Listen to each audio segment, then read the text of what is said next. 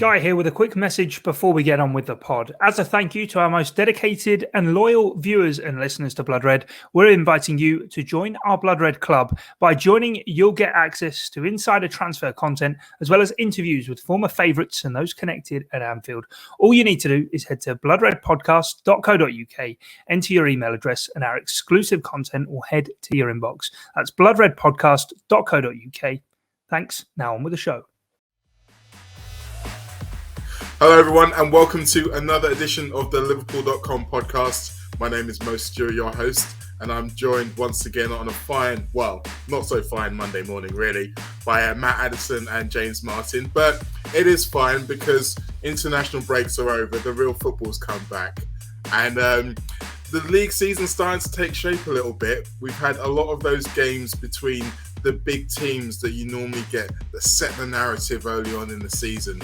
And we've got another one at this weekend. So I thought it's a very good time for us to delve into the kind of mindset around those games. How important do we really think they are across the season in the title shake-up? And also, how should we, as Liverpool, approach these games with another one on the horizon against Man United? So, okay, James, I'll start with you on this one.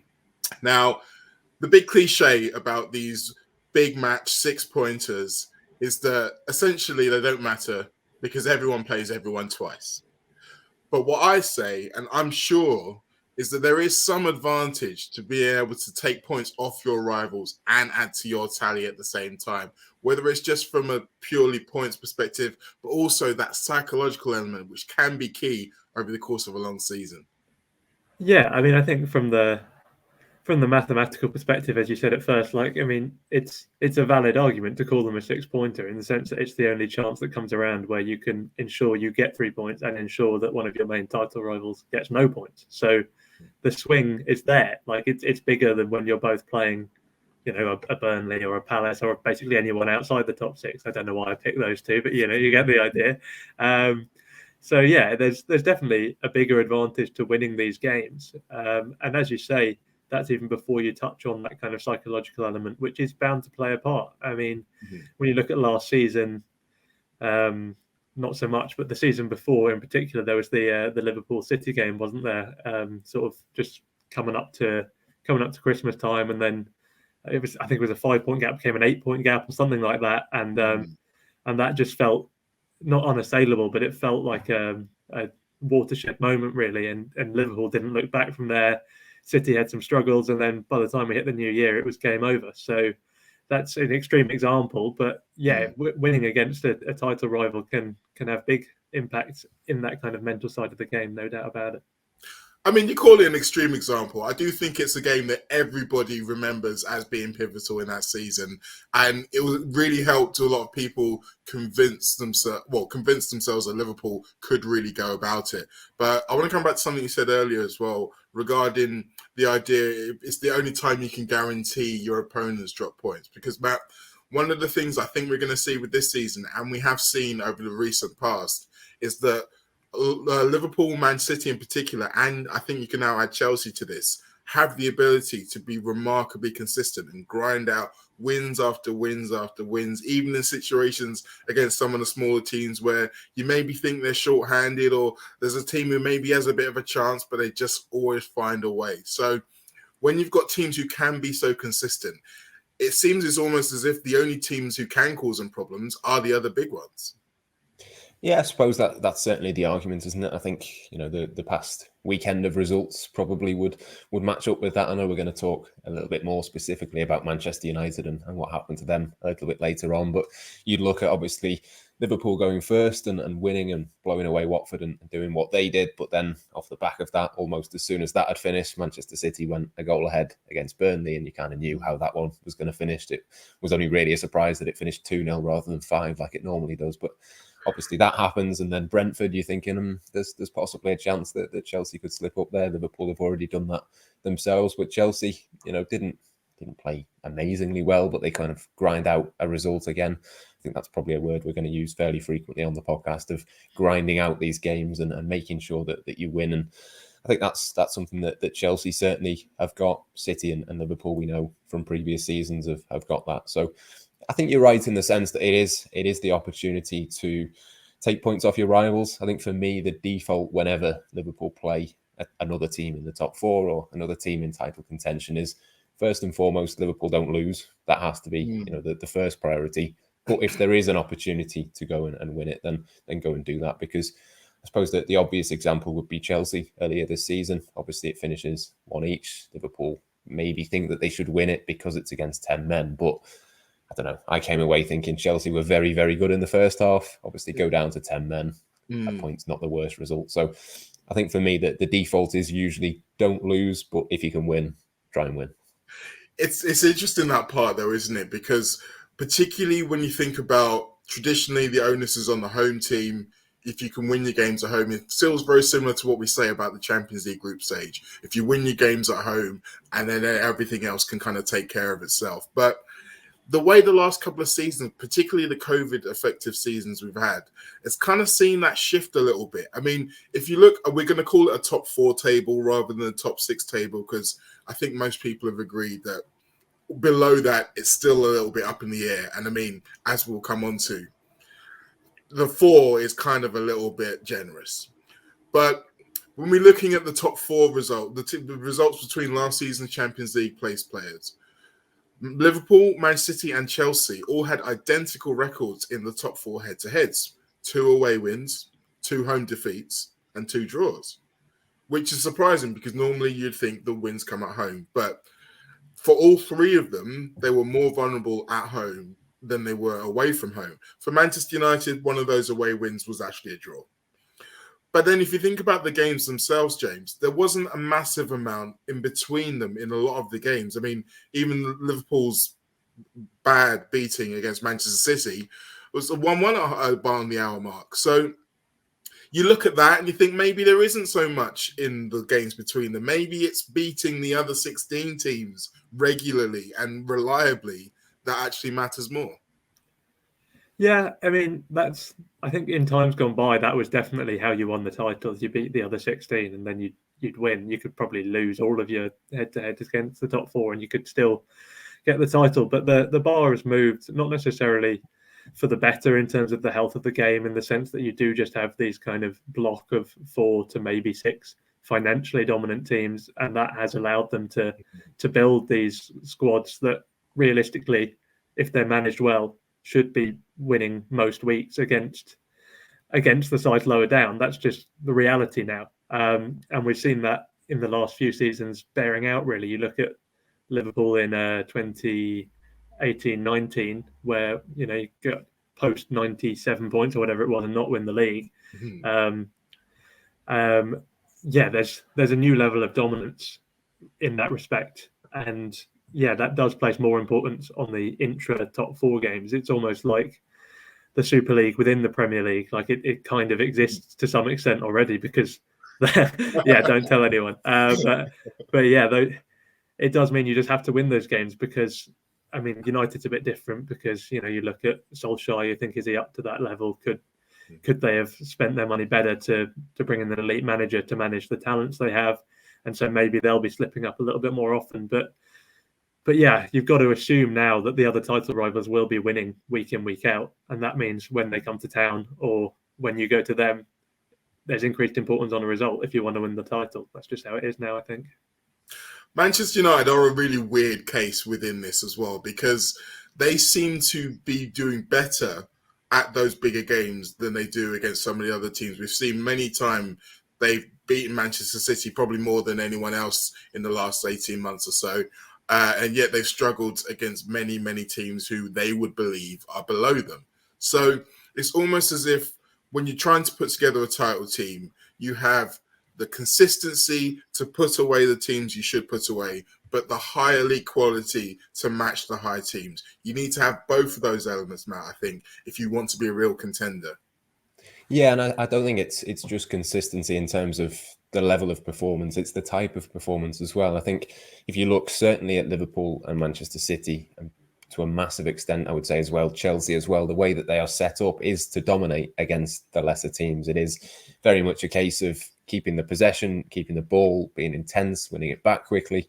I think with Manchester United, it's been said plenty of times, but they are set up maybe better to come up against a Manchester City where they have a bit less of the ball and they can counter-attack them.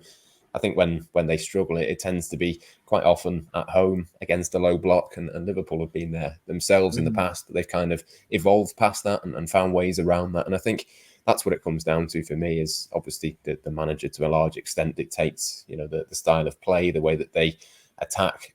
I think with the other three teams who I think are consistently and considerably ahead of Manchester United in terms of a title race. It is a much more refined system. It's a much more kind of tactically dominant way of playing. It's much more sophisticated in terms of the patterns of play. I mean, you only have to look at the last two goals that Mohamed Salah has scored. They're both very similar goals. They both come down to huge moments of individual brilliance and individual quality, but there's also a lot of movements in there which Liverpool will practice, and it's not just those goals. I mean, the assists that he's given as well for Sadio Mane, it's very clear that there's a pattern of play, there's a style that they go to, and that if Mohamed Salah does something that you've trained all week against Watford, against Crystal Palace, all of these teams, it's going to eventually work. It's not just reliant on a moment from Cristiano Ronaldo or Jadon Sancho to do something, or Marcus Rashford to score from a tight angle or whatever it might be. It's a lot more sophisticated than that. So I think that's where the consistency comes from, is that there's a clear game plan that is worked towards every single week, which is fundamentally geared towards being dominant, taking chances, having the moments of individual quality, but not reliant on those to be able to get those goals to win you the game. Well, first of all, I have to thank you for breaking through our legal obligation to mention that Mohamed Salah is literally the best player on the planet right now, as it is with every bit of content we do. He is the best, it. Go and get that big golden ball, Mo. But you're right. Let's kind of dive into the tactics, because that's really where the difference lies in it. And that's maybe where you can see some slight difference in approach between particularly the big three managers. Because, James, when it comes to these big games, I say that they're big things. They are always hyped up to death. Chances are, more often than not, they aren't the best games of football, because, as Matt said, these are all teams who are used to having the ball. So to a certain extent, it can be a little bit like the irresistible force against the immovable object. No one necessarily wants to yield. But at the same time, both of the teams, or all teams in this situation, do end up kind of maybe shaving some of their attacking edges, making sure that they are hard to beat. And so then it ends up being a game that's decided by, as Matt said, a moment of brilliance, sometimes a mistake, or sometimes not decided at all. With all what we've said about how good these teams are and how the away teams have had an advantage in recent times, is this still the most sensible way to approach these games, do you think?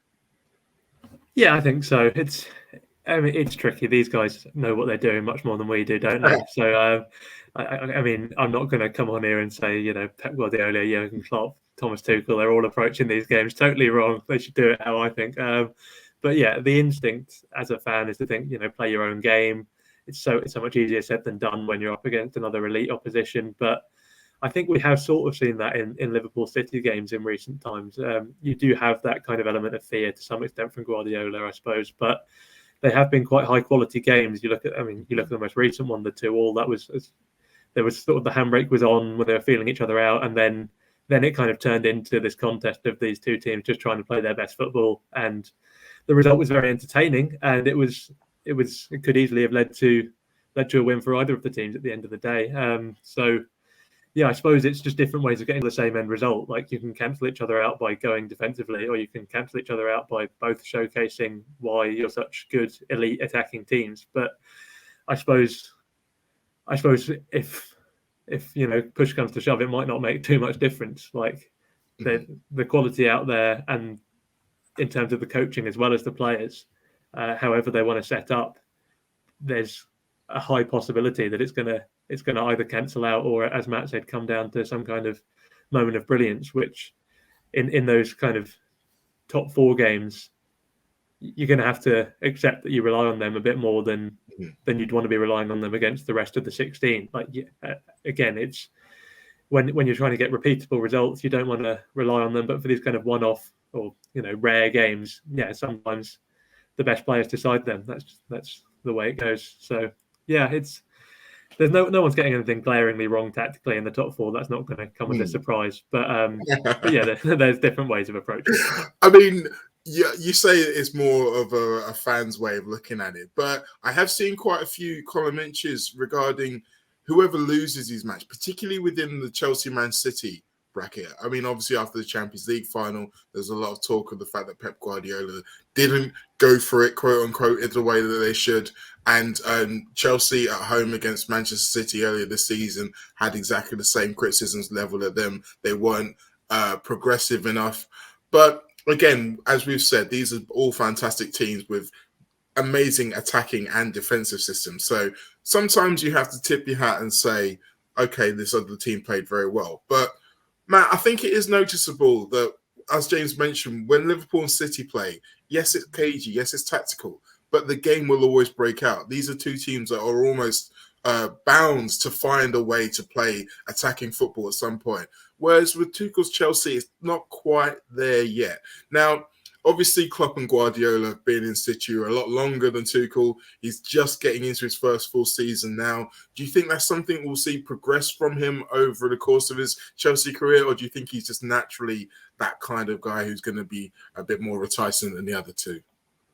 I think it will develop, to be honest. I just think they've got too many good players not to sort of make the most of them at some point. I think we will see that happen. It's more a question for me of whether they can get to the same level as what Liverpool and City have with Klopp and Guardiola. I think they'll get very close to it at the very least, just because of, you look at someone like Kai Havertz, which I absolutely love watching him play. He's far too good not to, in a couple of years' time, be part of a team which plays in a similar sort of way to what Liverpool and City do. Even, other players that you'd look at as maybe, I mean, Romelu Lukaku, for example, is not maybe one that would fit in with what Klopp or Guardiola would do perfectly, but I think there's a way in which Thomas Tuchel can kind of create a system in which that works. Havertz works. They've got other players to bring in there as well. Even someone like Timo Werner, who's maybe not been brilliant so far. I think there's a world in which they can find a way of getting a bit more consistency out of him. So, yeah, for me, they will do that eventually. I don't think they're a million miles off at the moment, to be honest with you. I think defensively they are very, very good, but going forward, when you've got that many good players, that many different options to pick from, someone like Christian Pulisic again is brilliant, but hardly ever see him. Hakim Ziyech is brilliant, but again, you hardly ever see him play. I just think there's a way, even if it's an accident. I think at some point when you've got that many good players, at the very least you're going to stumble across a way in which it kind of all fits together and works. And I'd be surprised if Chelsea didn't go down that route eventually, by luck, by judgment, otherwise, whatever. I think it will happen. Tuchel has not shown any reticence to roll the dice when it comes to picking his team. We've seen so many of them come in, and the majority of them come in and make an impact. So that's definitely something he's got up his sleeve. But I mean, James, sometimes that can be a problem as well, can't it? If you've got too many options. We've seen, again, Guardiola has been accused of sometimes being too clever for his own good and trying something at the wrong time. Do you find that that's maybe sometimes the psychological battle with the managers beginning within him? Or does he think, well, look, I've got all of these different great weapons. Let me see if I can move a few of them around and find the right recipe. Yeah, it's a balance. There's definitely an element of trying to hit upon the right team, particularly in the earlier stages. So as Matt was saying, maybe Tuchel's not been there long enough to quite know what his best 11 is yet, even now. Especially with Lukaku coming in the summer, changing the dynamic. So he's now basically guaranteed to be the focal point. You can't really play him anywhere else. So that changes the equation in terms of where you play Havertz, where you play Werner, etc., etc. And if you're shifting them wide, there's questions about Pulisic and other ones. So yeah, it's tricky, and that does require some experimentation. But I do think eventually you do want a settled team. You look at, I suppose the archetypal example would be the Leicester title-winning season under the Tinker Man, no less. But he sort of he reined in those instincts, didn't he, Ranieri, and ended up, I think, playing the same team 13 times or something in that season, which is not quite unprecedented. But it's rare to have the exact same starting 11 play that much. obviously there's some luck involved. You have to have a strong squad in case there's injuries, suspensions. You need to be able to bring in quality from the bench and from the rest of the squad. But in terms of knowing your best team, I do think, even if it's potentially a bit cliche, it remains an important part of being a good team. Everyone knows what the others will do. It's hard to put a price on how important that is. So you look at kind of Salah, Firmino, Mane, the understanding they built up over basically 4 or 5 seasons of playing together every week, and that's Liverpool to reap the rewards of that. Equally, when one of them isn't firing, it's useful that there's now people like Jota who can be called upon. But in terms of having that, this is the strongest team. Yeah, I think still that is the ideal for any manager. I mean, when you've got that base, that's what allows you the platform to then kind of freestyle with some of the other positions, isn't it, really? It's interesting you mentioned Leicester as well, because the thing about that Leicester season is that there was a big defeat. I think it was Arsenal at home. They lost 5-2. And it was after that game, Ranieri changed the system. He said, okay, this is not working. We're going to move you there. We're going to move you there. And then they found it, and that was the catalyst. And a year later, Antonio Conte did exactly the same thing for Chelsea when he changed to 3 at the back after playing against Liverpool and Arsenal and getting beat at home by both of them back to back. They said, again, this is not working. So sometimes when you are moving things around, you can accidentally find the magic formula in there. So we'll have to wait and see if that happens to Tuchel. Now, another element to all these big games, particularly as I mentioned before regarding the away winners, is there was no crowds. Now there are crowds. And I think this is going to make a big difference personally, Matt. I know that from a Liverpool perspective, we couldn't quite shout the ball into the net against Chelsea with 10 men or against Manchester City one more time.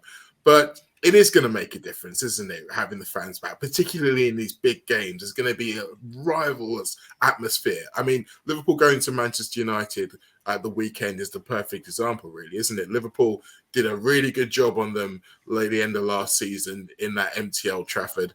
I think most of us want to believe that we can go in there and do it again, that our team's as good and theirs is arguably worse if you look at current form.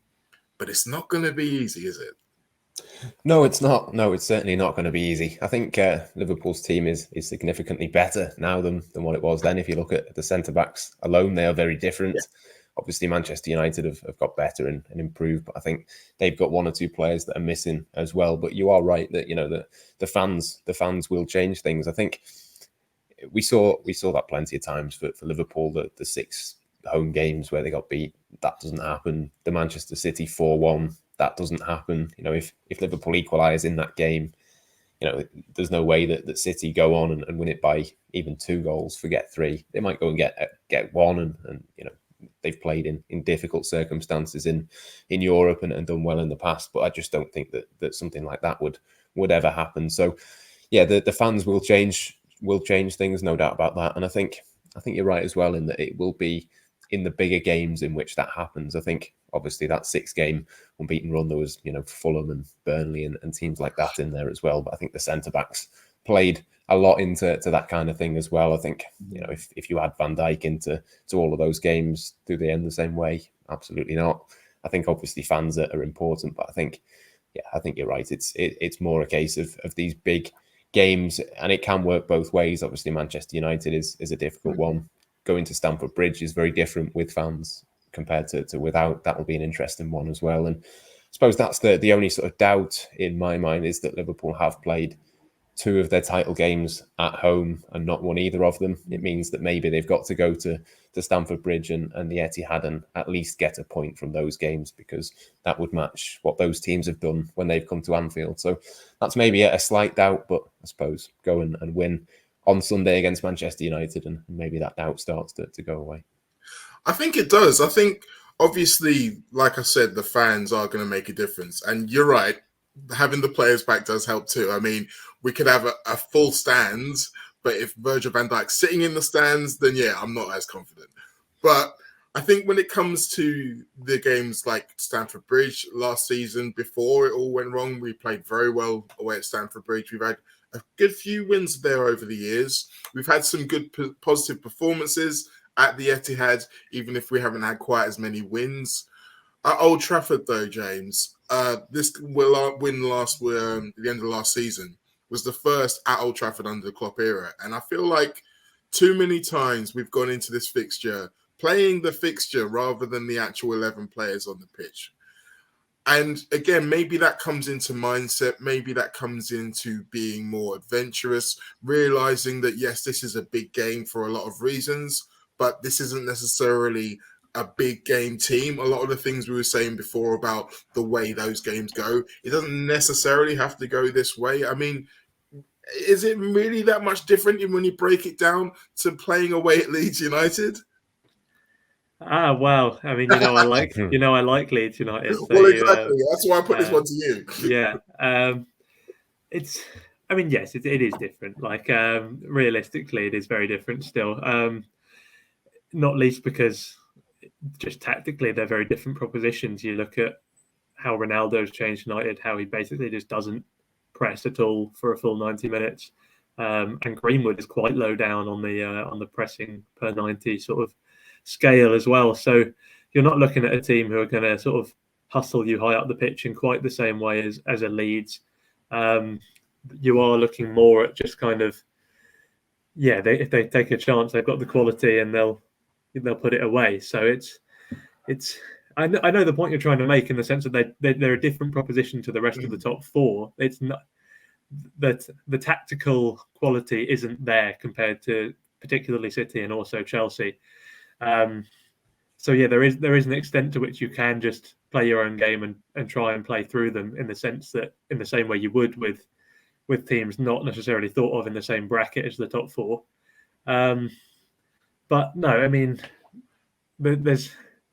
it's hard to say really in the sense that you look at Leicester, they kind of played their own way. The possession was fairly even and they got the result, but it just ended into chaos. It was 1-1 until sort of 15 minutes to go, and then everything kicked off. And that's kind of what Manchester United are this season. It's hard to say how to approach it because they just have so much individual quality and so little tactical guidance. It's almost random. Like it's hard to know how to play against that in some ways. So yeah, the only thing Liverpool can do is just try and play their usual game and hope that Sancho doesn't do something mad, Ronaldo doesn't do something crazy, but yeah, as you say, with our record at Old Trafford, you wouldn't put it past them. I think there's almost an argument the other way in that fans will be there and fans will want them to press against Liverpool. They will be urging them to move forward, do something that they're not used to doing. And if suddenly Sancho, Ronaldo, whoever it is starting to press, they're not going to be as cohesive. They're not going to be as good at that pressing as what the other teams are. So it almost could work against them in that the crowd is going to be whipped up. They're going to be intense. They're going to try and be Liverpool or try and be Manchester City because that's what their fans want them to do. But I just don't think they can do that in the same way. You can't turn sort of pressing and intensity on and off. You either do it or you don't. And generally they don't. And they just don't. And when I say they're not pressing, they're not sitting back either. It's not like a tactical decision to sit in a low block. They're just vibing out there. Yeah. They're not really playing as a team. And I think you guys both kind of made a good point in conjunction, in as much as I want us to go out there and be the dominant team, show them who they are and who we are. But the reality is that when you've got a dysfunctional team like that, you really have as good a chance doing what Leicester did, which is basically biding your time, playing your football and waiting for them to either capitulate or do something stupid. And like you said, Matt, in this game, they really can get inside their own heads. And maybe I'm wrong. Maybe we should just be the pragmatic team, just try to play our football and just wait for their mistakes. Yeah, and I suspect that's probably the way that Jurgen Klopp will set up, because he does tend, certainly in the first halves of these big games, to play it a little bit safer. Just sort of see, how the crowd is, see if they start getting on people's backs, edge their way into it. But I do think there's a really strong argument that if Liverpool go for it, they're a better team and they should win. And it is a bit of a risk because Cristiano Ronaldo could score 2 goals on the counter-attack and suddenly you find yourself having to come from 2 down. But I just think, the way that Liverpool are playing, the confidence that they'll have, obviously by the time It comes to Sunday, we'll know how they've done against Atletico Madrid, which will be a huge test. But I just think that Liverpool are just better than Manchester United. They're better at being intense. If they can use the home crowd almost to their own advantage, it kind of makes sense to do that. I can understand why you wouldn't do that right from the beginning and you kind of just see how it is the first 15 minutes. But I don't know, there's a part of me that thinks if you do just sort of be cautious to begin with, it might give the crowd and the Manchester United players a bit of kind of momentum, and it can be quite hard to turn that around. So I'd be tempted to go for it and gamble a little bit and just say, look, we're better than they are, and go for it. But whether Jurgen Klopp does that, I'd be slightly surprised. See, I mean, I'm sold. I was already sold, to be fair, but I have a sneaking suspicion that you may be right in that Jurgen Klopp does look at these games very differently. I think there's a reason why we say he hasn't got the best record. He still hasn't lost a lot of these games. Most of them have ended up being draws, quite a few 0-0 draws. But the mighty Liverpool at the moment, who have scored 3 goals every time they leave Anfield, I feel like that's less likely to happen this time. So there you have it. We've discussed the big game, how much they matter, what we expect to see from Liverpool from them. How do you feel about this thing? Do you think that we should be going into these games to smash them? Do you think we can go away to Chelsea and to Manchester City and pick up results? Or do you think it doesn't really matter at all? Let us know in the comments. James, Matt, thank you as always. Everybody else, we'll see you next time.